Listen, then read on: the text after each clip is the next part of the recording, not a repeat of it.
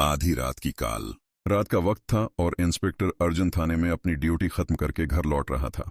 वो घर पहुंचा तो उसकी बीवी और 7 माह का बच्चा पहले ही सो चुके थे। घर में प्रासरार खामोशी थी। सिर्फ दीवार पर लगी घड़ी की टक टक सुनाई दे रही थी। अर्जुन सोफे पर बैठा और जैसे ही सुकून हासिल करने लगा, उसका फोन बजने लगा। नंबर अजनबी था, लेकिन उसने फिर भी कॉल उठा ली। हेलो।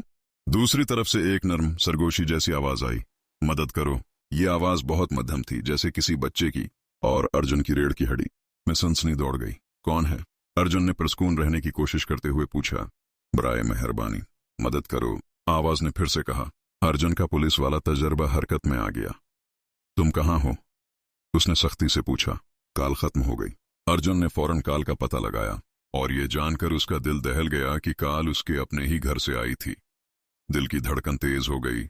वो अपने खानदान को देखने के लिए दौड़ा।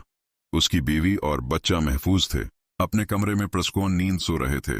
हैरान होकर उसने कमरे का जायजा लिया और कुछ अजीब महसूस किया। पलंग के करीब रखा बच्चा मॉनिटर बंद था। अर्जुन को याद था कि वो उसे काम पर जाने से पहले ऑन करके गया था। उसने मॉनिटर उठाया और उसे ऑन कर दिया। स्क्रीन थरथराने लगी और कुछ देर के लिए सिर्फ जामिद नजर आया। फिर अचानक एक छोटी बच्ची की तस्वीर स्क्रीन पर नमूदार हुई। वो कमरे के कोने में खड़ी थी। उसका चेहरा सफेद और आंखें खौफ से फैली हुई थीं।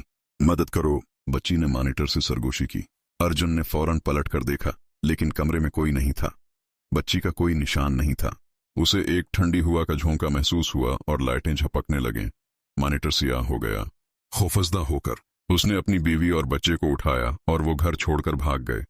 वो कभी वापस नहीं आए। कई साल बाद घर के नए मालिकान ने अजीब वाकयात की इत्तला दी।